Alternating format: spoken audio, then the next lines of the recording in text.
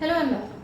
Solipsism is a philosophical idea that claims one's own mind is sure to exist and others' mind is not existing as we are not sure about their mental state.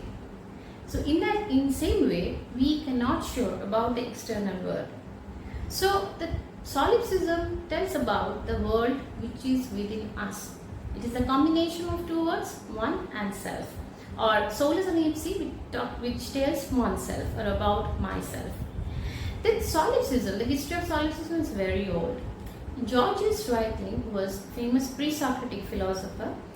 He wrote in his book that about this material world that nothing exists. If something exists, we don't know about them. If we somehow manage to know about them, then it's very difficult to communicate.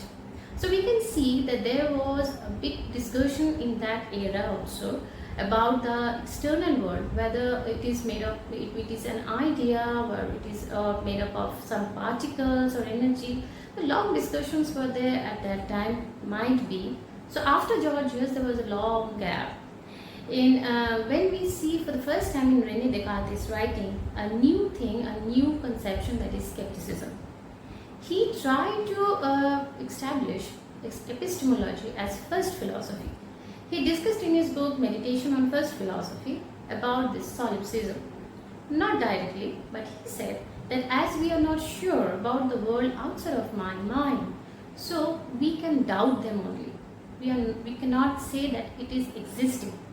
So we can only say that the world within myself is existing. So cogito ergo sum, famous quotation of René Descartes.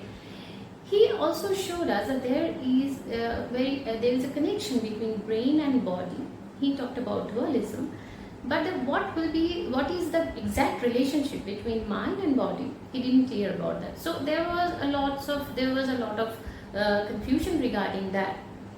After George Berkeley's theory, that is subjective idealism, he discussed about that the external world is not existing. Only exists, that is only our mind, and the external world, what you can see, it is nothing but the reflection of our own mind. Now we can understand that this journey, this immense research had been done on solipsism. But this solipsism is varying in 3 degrees. One is methodological solipsism, metaphysical solipsism, and epistemological solipsism. In metaphysical solipsism, we can see the idea which had been reflected in George Berkeley's writing, that is subjective idealism, quite similar to that. Epistemological solipsism is a reflection of René Descartes' Cartesian skepticism, and also in methodological solipsism, which is quite new research, and which is prompted by Jerry Fodor. He said that the mental state and the mental properties which is unique to myself. My mental property is different from others' mental property. So obviously my feelings, my wish, my thought will be different from others. In 1980, Jerry Fodor prompted these things, but after a few years he changed some things and he said that it is always better to give the name methodological individualism. He elevated one example of Hilary Putnam, that is twin arts theory, and I'd like to request you that you just go and read this twin art theory, which is very important and you need to understand. Let's start. What is is there any criticism of solipsism? Obviously, because the most important criticism is that if one philosopher who is actually following the theory of solipsism, if somebody is solips, then how he will convince others? Because in that case he will actually deny the external world and he is doubting about that. Then how he will convince others? It's quite natural that we don't know other people's mental state. We can only guess, we can understand them by analogy. But the thing is that it was quite natural that how we actually understand, how we actually assume something. Because in that case, our thinking, our feeling, our previous experience, everything actually involved. And from that, we abstract a decision or conclusion. And from that way, and we try to understand a phenomenon, which was quite natural, and it was actually traditional thinking.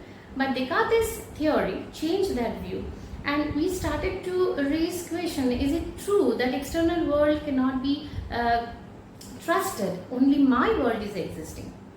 This theory also can be seen in different way. We can see nowadays that is religious solipsism and also ethical solipsism. This is very new, and scholars are working on it. But in ancient Indian philosophy, we have seen Indian philosophy about solipsism. They discussed about this idea in various ways. In Advaita Vedanta, in Upanishad, and also in Buddhist philosophy, we can find this kind of discussion very well. But whatever it is, you have to understand that there are two worlds. Whether we admit or not, the world within myself and world outside of myself. Now the problem is it's quite astonishing that being the part of this nature, we have limited capacity to understand this mysterious world.